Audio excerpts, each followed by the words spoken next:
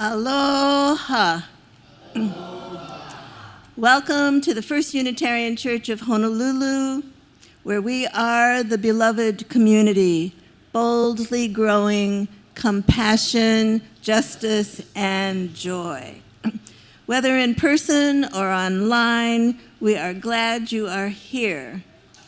Welcome to our Zoom congregants and any visitors that we have this morning in the sanctuary. Would you be kind enough and brave enough to raise your hand and introduce yourselves to us? Hi, Alex, welcome. Christine, welcome. Galen, oh, great, nice to have you. He's not a stranger. Okay, yes. Joyce and John, and that is our beloved Gabe's sister. Great. Anyone else visiting this morning? Yes. Good morning. I'm Daniela. I'm Francine's daughter. Oh, awesome. Francine's Hanai daughter. That's great. And happy Mother's Day to everyone. We're delighted also to have a couple of our kids here this morning to celebrate Mother's Day and mothering. My name is Catherine Graham, and I'm your worship associate this morning. And this morning's service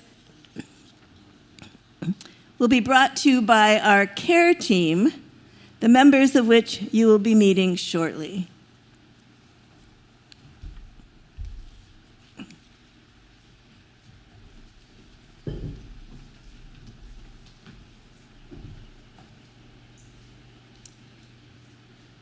We are going to light our chalice. And Hazel, would you help with that? Could we have the slide? Please recite with me. Hazel? Many of our children are gone today, off with their mothers on vacations, but thankfully we have Hazel and Coraline here. We light this chalice in the darkness, our light to guide others to our care. We light this chalice in the dawn, our spiritual center to care for us.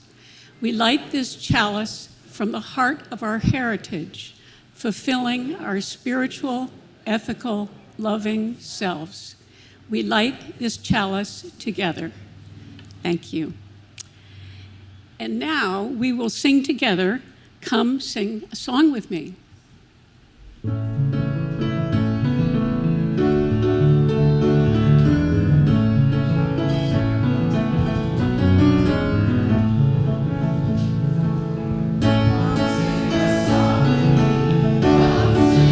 Song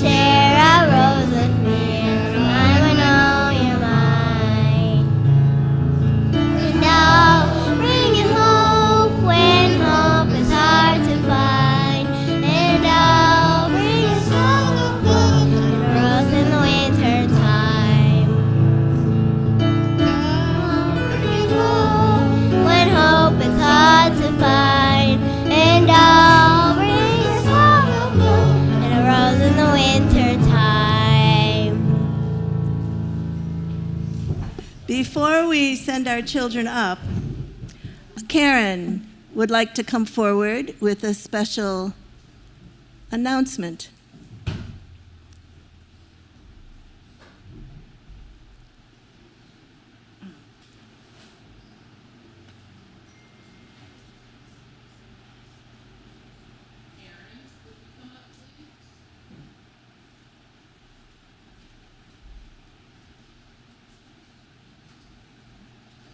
So this is Erin Okada, and I'm sorry? Oh, aloha. And she takes care of our littlest kids in the preschool room. And she's been here for 4 years? 2 years. Anyway, she's been wonderful, and she is leaving us. Today is her last day, and so I wanted to give her a card from the board with a little gift. And a lei. And she graduates next weekend. Yes. Yes. So congratulations, Erin, and thank you so much for helping us to make this church a loving place for our kids.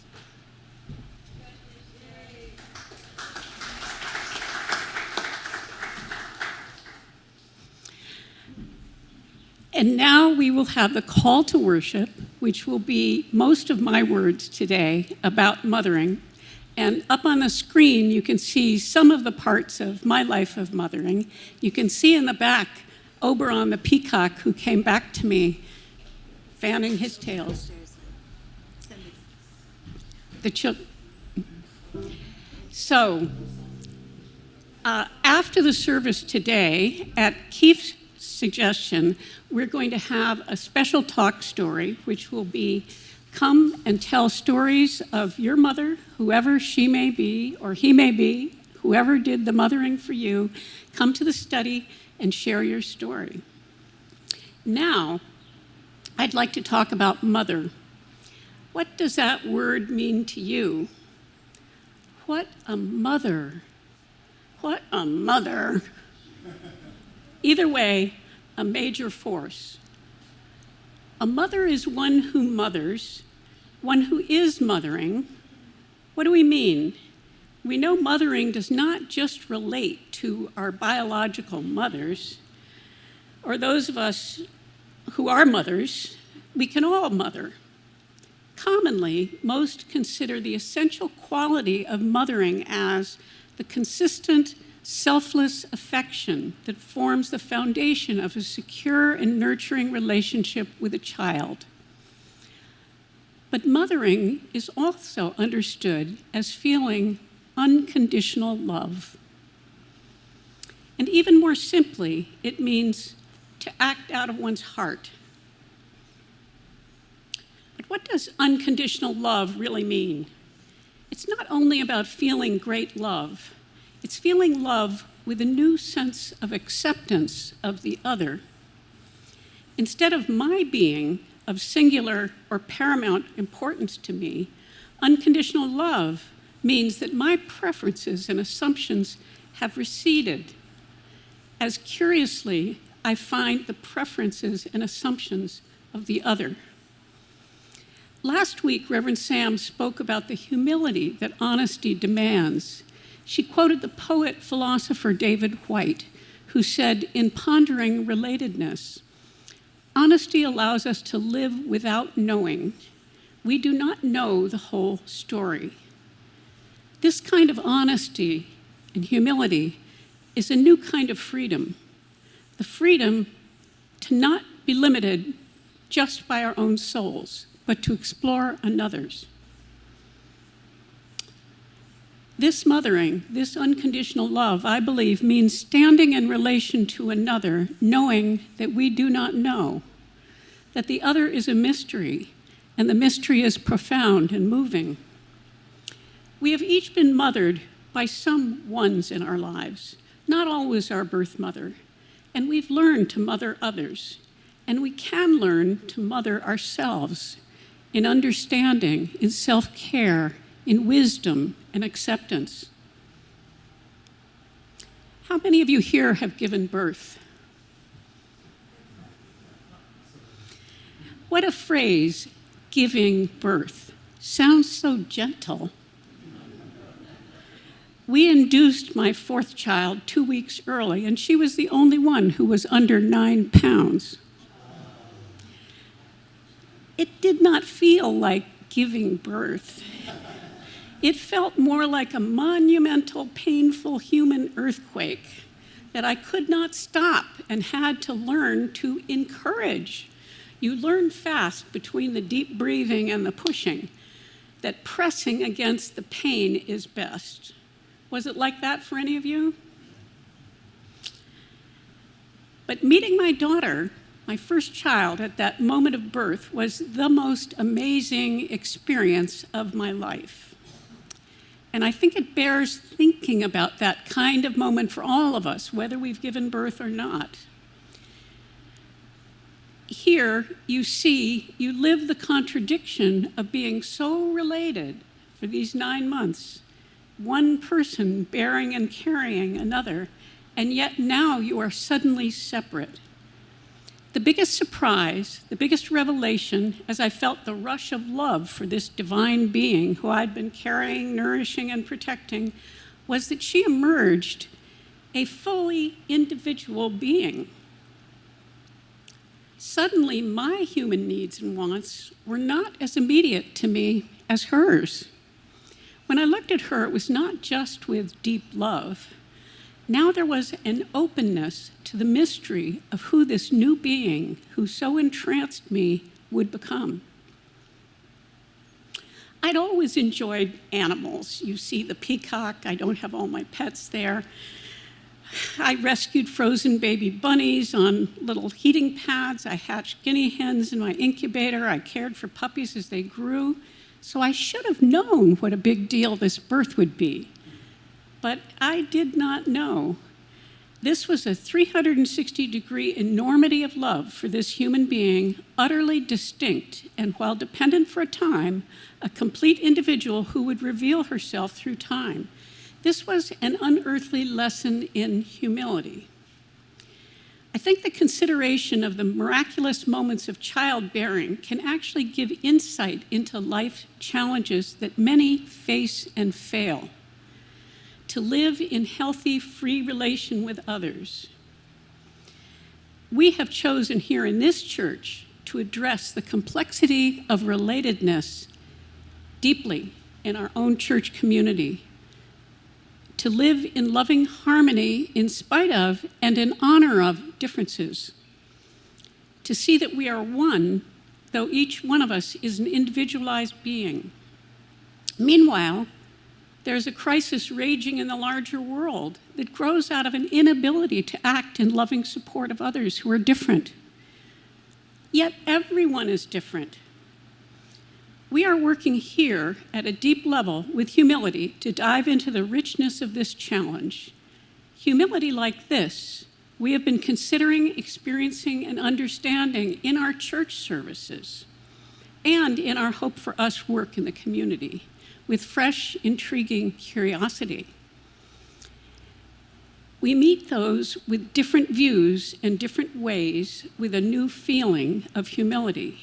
This work we've been doing is really about being motherly to ourselves and others.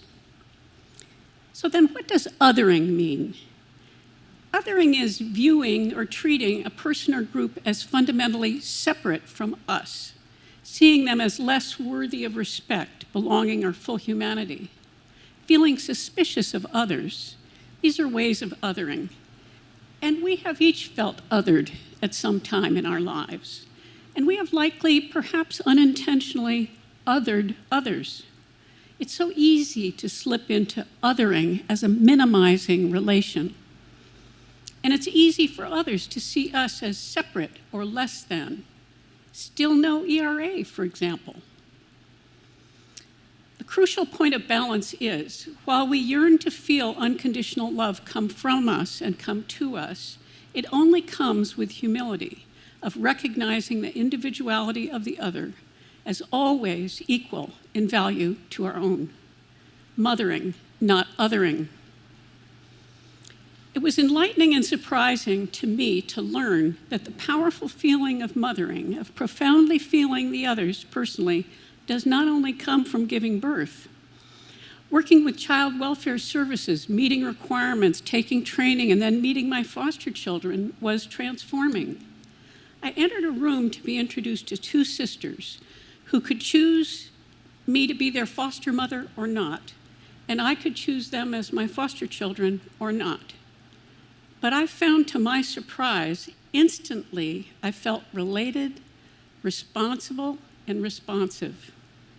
And then I met their half-brother, and he too became my foster child. I felt a falling away, a delicious, humble openness to my foster children in all their mystery. So this happened with a child in childbirth, this happened with the foster children, and I hope I can move towards the kind of humility and unconditional love that I felt instantly with my children, and I felt immediately with my foster children. I hope I can reach those feelings with others. I believe that would mean being fully, richly you. And you are helping me get there. In fact, when I became your minister, it cued a kind of freedom and humility that suddenly I felt a bit freed of my own preferences as I listened for yours. Well, I'm not completely there, but I feel the movement. In our last 8 Sundays together, we have been diving into this UU theology, philosophy, our ways of living, being, behaving, and becoming. Reverend Sam, in From Right to Related, Reimagining Empathy, spoke of the freedom and honesty gained in living in our relationships by realizing we do not know. Zach Frazier shared how spirituality, our personal spirituality, impacts our hopes, resilience, and work to build others in a compassionate society, in revolutionary optimism. In Hearts, Minds, and the Soul Continuum, I urged noticing and appreciating the gifts and differences in our elders and our youth stages in the continuum of life. Keola urged us in the Holiness of Silent Saturday to welcome each of our and each other's experience of times of waiting and of the not yet with patience and respect. In Springtime Charm and Fierce Resistance, we observed urgent, tender times and honored our commitments to others' well-being. In Only Connect, I spoke of prose and passion, self and soul, eros and agape that guide us, in spite of the illusion of separateness, to recognize our connectedness. Reverend Sarah shared the Hope for Us process in Tending History and Tending Our Future, the process we are in of honoring the stories of our church while remaining eyes in an interdependent community of we's. Mary McKay reminded us in the great Arizona orphan abduction of the cycles of othering that have happened throughout history. Our UU religion is about genuine, deep spiritual mothering, encouraging and honoring the individuality of each, while knowing in our souls that we are one. How we have been mothered launches us in these relations, but now it is up to us to mother ourselves and mother each other. Today we're going to take a step in our UU religious community. You will hear from each of our 4 lay pastoral caregivers who will offer to listen with depth, to acknowledge and honor our humanity, to accompany us so that we feel supported, seen, and heard as we experience the challenges in life. Mahalo nui, Martina, Gabe, Nancy, and Jim in New York for your open hearts. And now, as Noe and the choir lead us in our hymn, How Could Anyone?, we pastoral types will go take those bowls and distribute a UU communion of wafers. These are shortbread cookies I've baked for you, and I incorporated raspberry puree to try to make them pink for this day. They're not quite pink enough, so just look pink at them. But we will distribute them, and you will please eat the body of UU.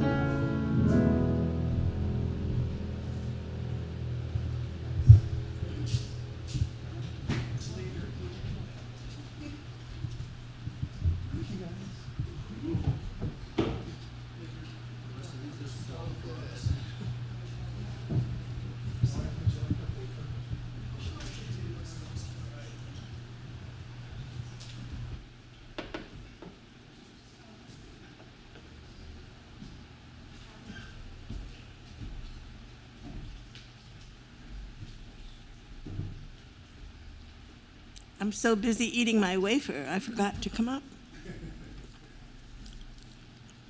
Can you get the Book of Life for me? Thank you. This church is our place to experience the depth of life together. This book stands for us, all our joys and our concerns and everything that we're going through together.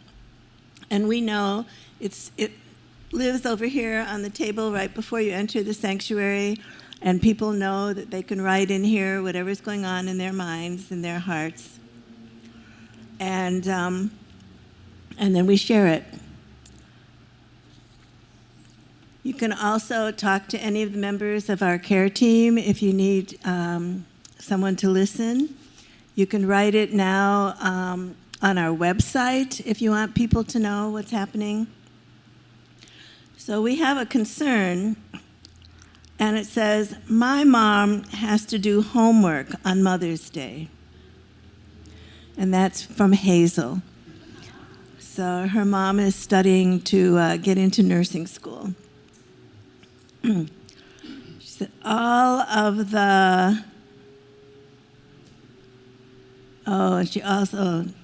she says, and all the problems with the Trump stuff, too.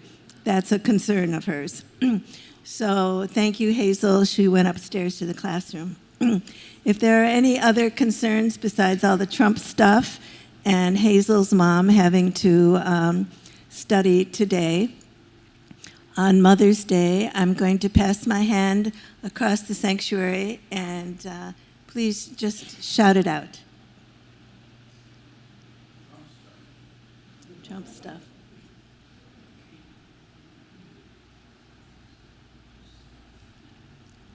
But we also have some joys. Hazel also wrote, it's Mother's Day, and that is a great joy. And if we have any other joys, having our child care provider, Erin, graduate from college next week is a great joy. The fact that she's leaving us is not so great. She's really been wonderful. Any other joys? Please just shout them out. Oh, our new rock wall. That is a great joy.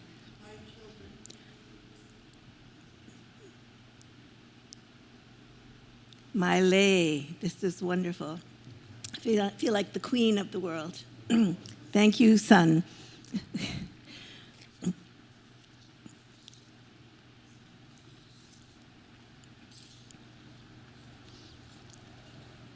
The bitterness and the sweetness, the concerns and joys of life remind us to live these days together, the brave adventure and the holy understanding we share in this journey echo today, as they always do, in our book of life and in the hearts we each bring to share here today.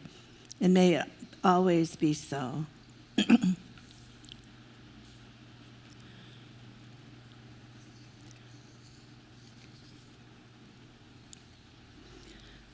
For our offering today, we are fortunate to be able to always give the whole of our offering on Sunday mornings to an agency or a cause that is in sympathy with ours. And this month, we are sharing the plate with an organization called Pu'uhonua o Waianae, which is the homeless boat harbor group that perhaps you've heard of. And they got hit very badly by our past storms. And they're also in the process of moving from the boat harbor back into the valley, and I think the valley got pretty well sloshed by the rain. So it's been really hard for them. Many of us knew it as Auntie Twinkle's houseless community, and Auntie Twinkle has passed on, so it's in new hands, but it's still thriving, and we are going to share our plate this month to help them get back on their feet after the storms. So as our calabash comes around, please give generously, but that's not the only way you can give. We also have a QR code, sometimes on our order of service, but it's not there today. It's up on the screen, so you can just share. Oh, it is over there. I'm sorry. Okay, so get out your trusty cameras, and if you can figure out how to do that, you can give that way. Or you can always go on our website and click the donate button, and a thing will come up that'll say share the plate. So we make it easy for you, and we're very grateful for all of your generosity. Thank you.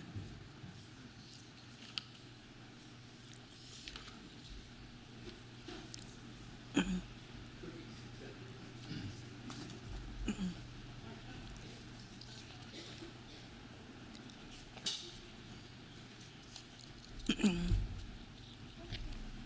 don't know where it is.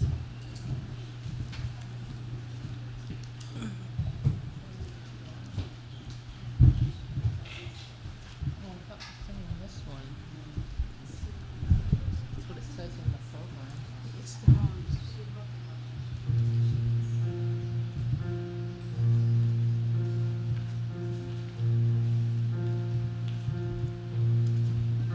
How did the rose ever open? How did the rose ever open its heart and give to this world all of its beauty? How did the rose ever open? How did the rose ever open its heart and give to this world all of its beauty? It felt the encouragement of life. It felt the encouragement. It felt the encouragement of life against its being. Otherwise, to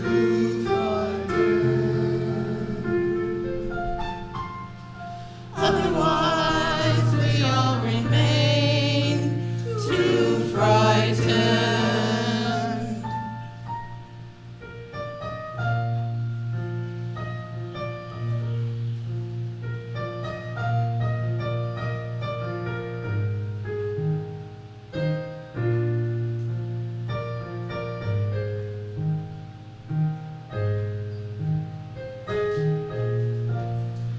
It felt the encouragement of light. It felt the encouragement. It felt the encouragement of light against its being. How did the rose?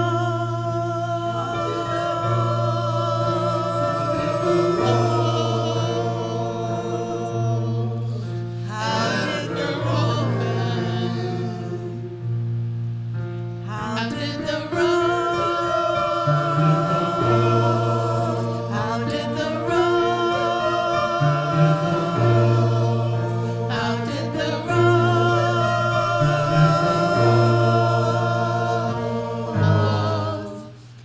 ever open?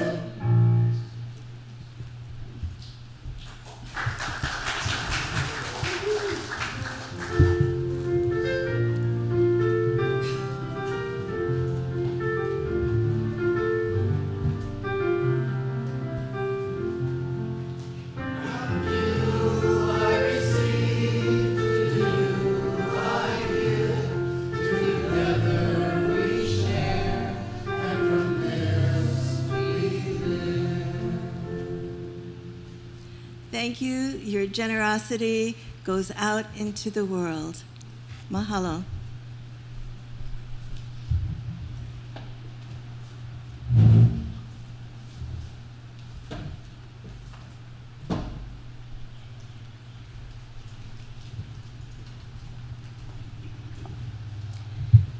The UUA lay pastoral caregiver role is a trained volunteer ministry position that extends pastoral care presence to congregation members experiencing life challenges. This is a ministry of presence, not counseling, focused on providing sustained, confidential listening and spiritual support. Lay pastoral caregivers listen to congregant feelings and problems, providing a sacred space for people to be heard and understood. This lay ministry focuses on being with rather than doing for, a ministry of presence rather than action. We will now hear from first Martina, then Jim by video, then Nancy, and then Gabe.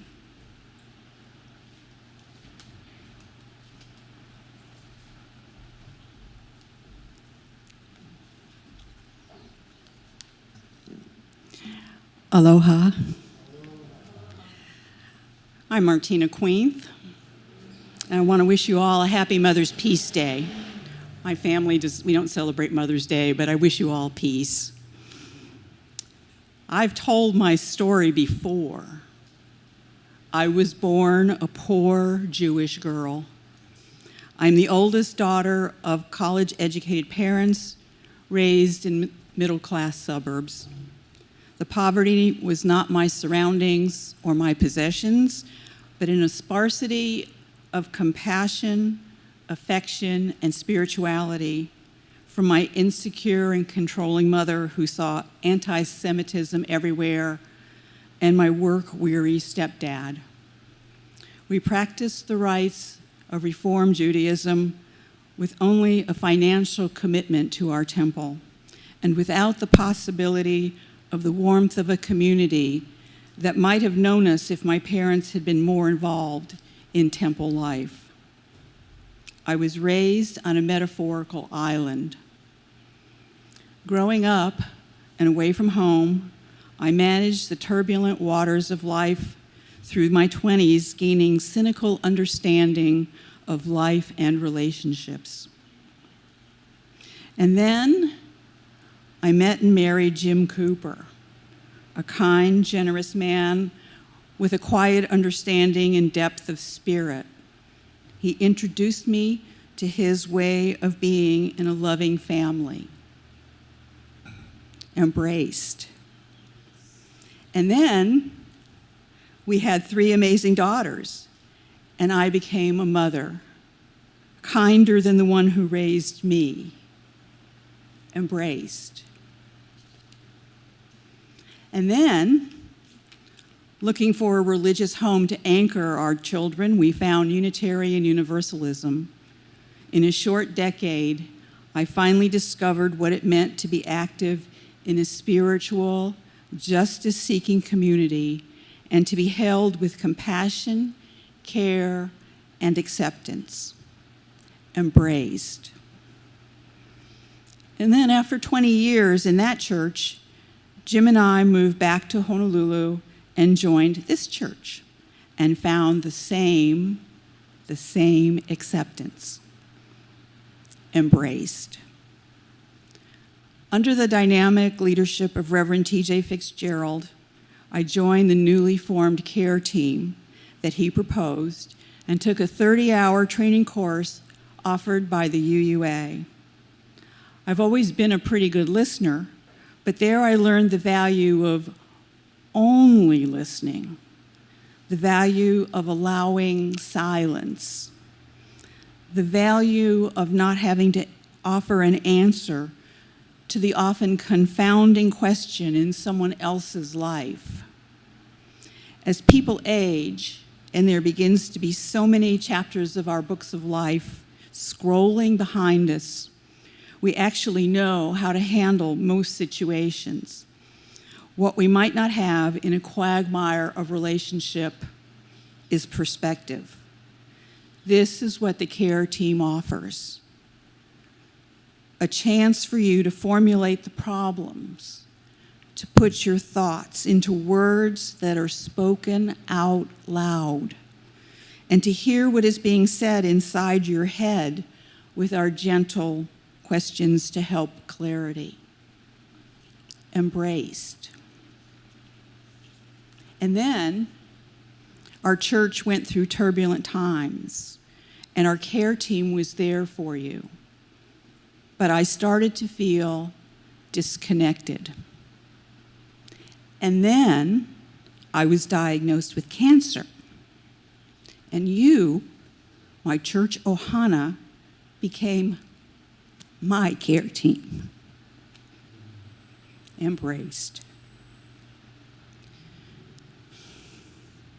Treatment enabled cure, and I returned to church still feeling hesitant, but realizing how much I needed you and appreciating how warmly you welcomed me back. Embraced. And then the Hope for Us sessions began to help with our community's relationships with each other. And then my disconnect transformed into compassion. And how can I be with you without wanting to offer you what you have given to me by remaining a part of the care team? We offer time and attention and compassion, the warmth of community. Embraced. Mahalo.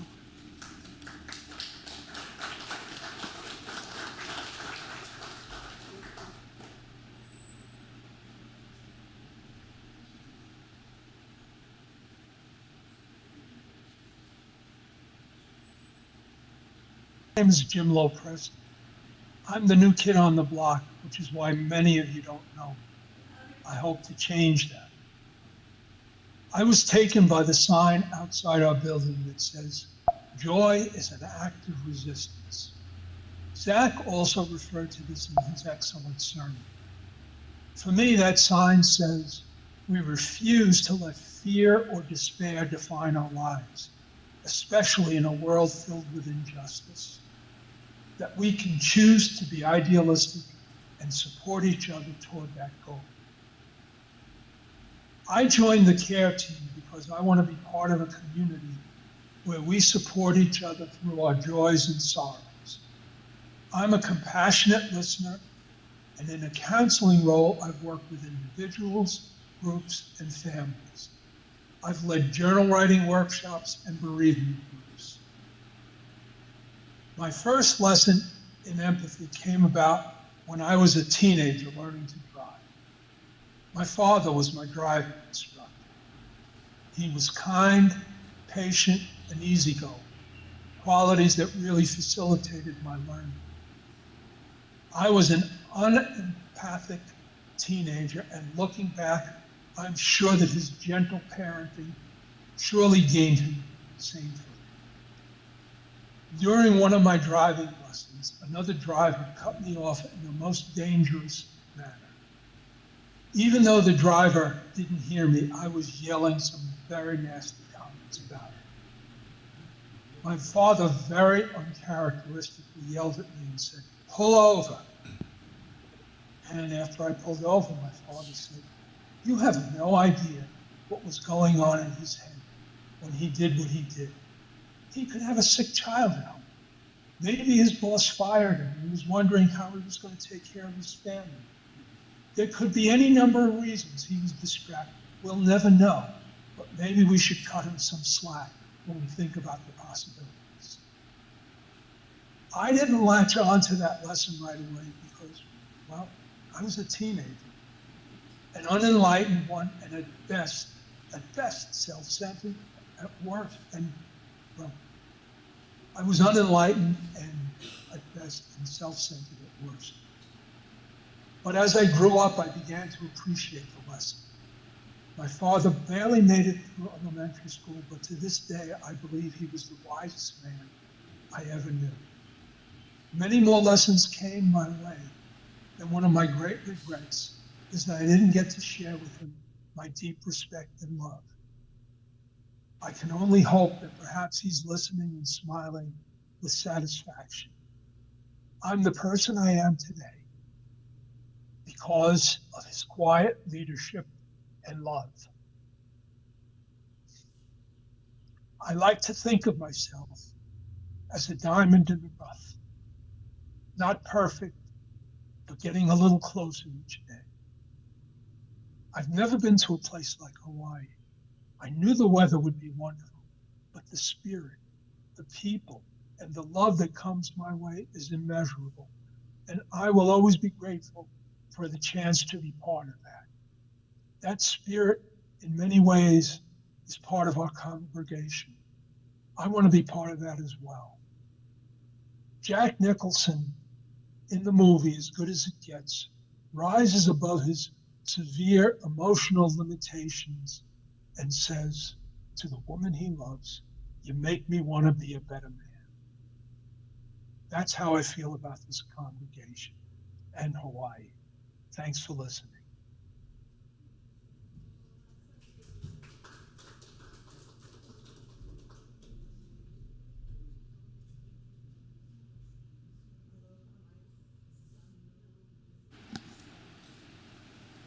Okay, thank you. My name is Nancy Schildt, and I'm an old timer here. 45 years I've been a member. I know, wow. 43, actually, years ago, my husband, daughter Amelia, age 4, and Robin, age 1 month, joined this church. We never expected to be in one location for the rest of our lives. Usually, graduate school is a stepping stone to other states and universities. Most of the old-timers at this church know that my husband, an anthropologist, myself, and Amelia were on a small coral atoll in the Cook Islands for 3.5 years before returning to Hawaii and East-West Center. It was a wonderful long camping trip with 700 islanders. But we recognize there how important a group is for support in raising a family and connecting very important life experiences, deaths, births, accidents, marriages. These are times when we especially need to share with others. The traditional center of a social support group is often a church, maybe social media nowadays, or mahjong and pickleball. If one visits their chosen or inherited religious denomination, one is welcomed anywhere in the world and made to feel connected spiritually and often politically. Unitarian Universalism matched our family's belief system, and this church has fulfilled the purpose of a supportive community with spiritual dimensions. The community here shares joys, sorrows, and concerns, but like any family, there are issues to work out, ideally in a loving and caring way. There are some people that become close friends, people we can deeply share with. There are some who will remain cordial acquaintances. There is a middle group of most of our church members, not close friends, not acquaintances, but intermittent connecting relationships. These intermittent relationships are often based on need. And these moments are very nourishing and needed. There are times when we need encouragement or support. We may just need someone to listen without judgment, someone that will hear our thoughts and thus help clarify our own solutions to a problem. There are those moments when life is unbearable alone, those moments when we need acknowledgement and empathy. I kind of think of some of those moments as a hiccup. And you may have felt this way at times.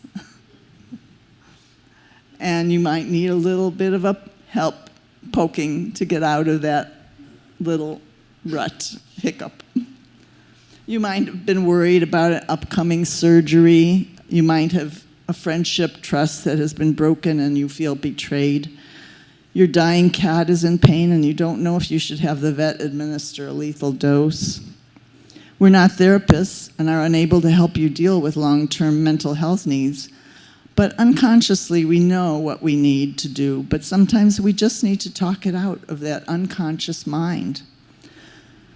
The care team is not an AI that can often give good advice, but if you think a supportive listener might be helpful to you now and then, or when you have a life hiccup, you may ask us for our cell numbers or go to our email on the line. Ideally, everyone in the church community can be a positive listener. Hopefully you can be there for someone who happens to need to talk about a feeling, that you are able to listen without telling the story about how you had that experience too and proceed to give them advice.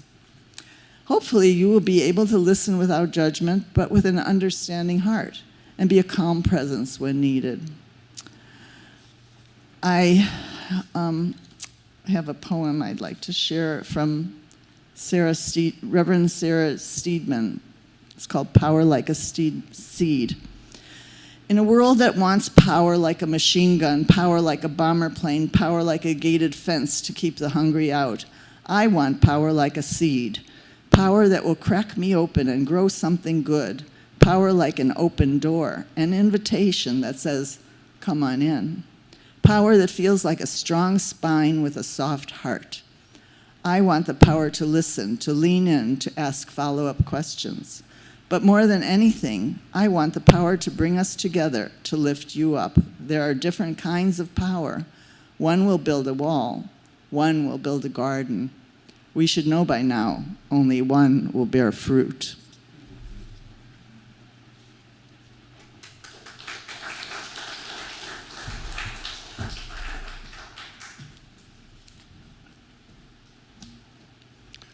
I wish I was more prepared in sending Deborah a photo to display.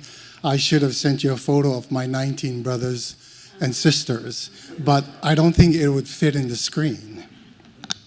So my mothering and not othering story is centered around growing up in a family of 19. When I once shared with a colleague that I had grown up in a family of 19, the look she gave me with wide eyes and immediately asked, "Did you get any attention? Were you nurtured? Did you get any hugs?" Her question caught me off guard. It threw me for a loop. I had to think about it.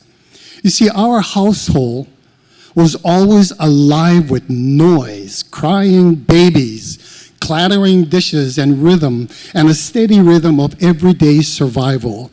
There was at least 3 babies in a diapers, all needing feeding, changing, and sometimes being rocked to sleep. I remember one day when Mom, her voice edged with frustration, called out over and over to someone. She marched toward me and asked sharply, "Are you going deaf?" I looked at her and said, "Mom, I'm Gabriel. You've been calling out to Richard all this time." She shook her head, blinked wearily, and said, "Oh my God, there's so much going on." And indeed, life in our house, constant motion, constant noise, everyone doing their best to keep up. Mom did what she could. After her first child, her doctor warned her not to have any more. Her heart was weak. I was the 11th, and 8 younger brothers and sisters that followed. Those warnings did not stop her. Her heart, although fragile in body, was strong in will. It was not her weakened heart that stole her life. It was her ovarian cancer. Did I get any attention? Maybe not the kind my colleague meant, but I've got plenty of praise for being helpful, for fetching bottles from the refrigerator, for changing diapers, for cleaning the house, for cooking. That's how love looked in a house as full as ours. What I lacked in mothering attention, I found in my sister Angel. She was exactly what her name promised, gentle, loving, and patient. When nightmares woke me, she came to my bedside until I fell asleep again. She taught me right from wrong, cheered me up when I was sad, and it was from her that I learned what nurturing really meant. When I became one of the older siblings, it was my turn to care for the little ones, and I knew what to do. I knew how to play that role. I just repeated the love Angel had shown me, quiet, steady, unconditional. And when I became old enough to leave the nest, I exited as quickly as I could. In a family of 19, love didn't come softly or slowly. It came through hands that work, voices that taught, and hearts that refused to give up even when we were exhausted. Every day was a lesson learned. Every experience was a teaching moment. So yes, I did get a lot of attention in many ways and hugs that lasted a lifetime. Growing up in that beautiful, busting family, I learned patience. I learned to be loving, to share kindness, and to show compassion. And my sister Joyce can attest to that as well. All of us in the care team have completed quality training through the UU Institute that I found deeply enlightening. What I learned was how to be truly an effective listener and a willing participant. We are not professional therapists in the care team, we are volunteers. Should you need someone to listen to some of your cares, please email us with the address. It'll also be posted in the community newsletter and on the website. Our care team will do a follow-up and contact you should that be the case. Should your cares include more in-depth assessment, we will recommend that you share your story with Reverend Deborah. Simple as that. We're here for you. Okay? Mahalo for listening to our stories, mothering and othering. Mahalo.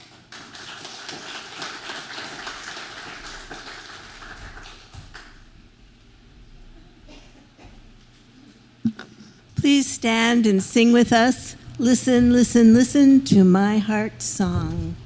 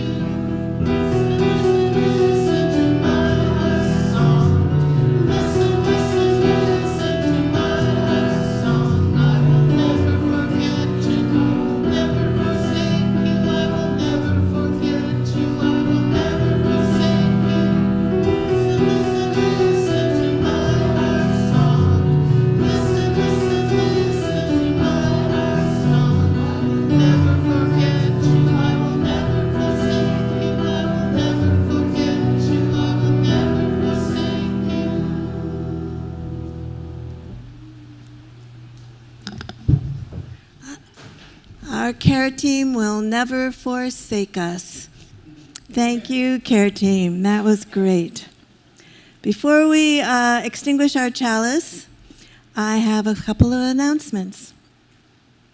The first one is that as part of the care team, we are looking for volunteers to be what we want to call either holy rollers or holy drivers, people who are willing to give rides to people who need to get to appointments or shopping or what have you, or to church on Sunday morning. If you are up for that and you have an extra space in your car when you come, just give Reverend Sarah a holler and let her know. The other thing that has come to our attention is that in our community we have some folks who are hard of hearing, and we have listening devices back there that don't seem to be very satisfactory for some people. So we're thinking maybe we can Zoom the service on Sunday mornings in the study, which has a big, huge 70-something inch television and a rug on the floor so that people who have hearing problems would be able to hear it better. The wooden floor in here does not seem to be conducive to people with hearing issues. And what we would like is to have someone who would be willing to be the moderator in there, who could work the TV and the Zoom and answer questions on the chat if any comes from people watching on Zoom. And again, if anybody would like to do that, just come and see Reverend Deborah. Our talk story this morning will be in the study. As Reverend Deborah said, we'll get to talk about our mothers. And last but hardly least, we are in the midst of our annual pledge drive. We had a roaring pledge dinner that was the best we'd ever had, and got pledges of over $75,000. And since then, we've gotten some more dribbling in, so we're up to maybe about $85,000, but our goal is $111,000 for all the things that we've done, our wall, our painting the building, and all the things we want to continue doing. So I've got pledge forms up here. If you haven't yet pledged and you would like to, here are some forms. Those of you who haven't yet pledged and are members are getting a letter in the mail too this week with the pledge form in it. And so please fill that out and mail it in, bring it in, put it in the collection basket when it comes along.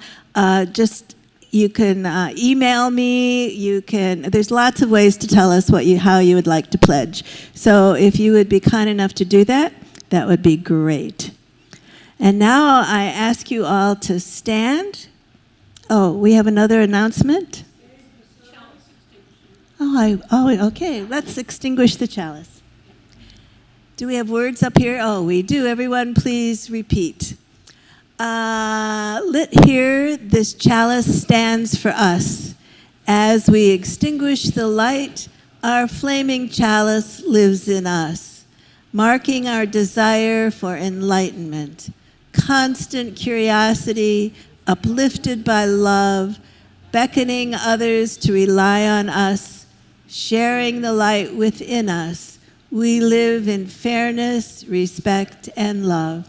May it be so. And now please stand, join hands, create a big circle as we sing our closing song, Hawaii Aloha.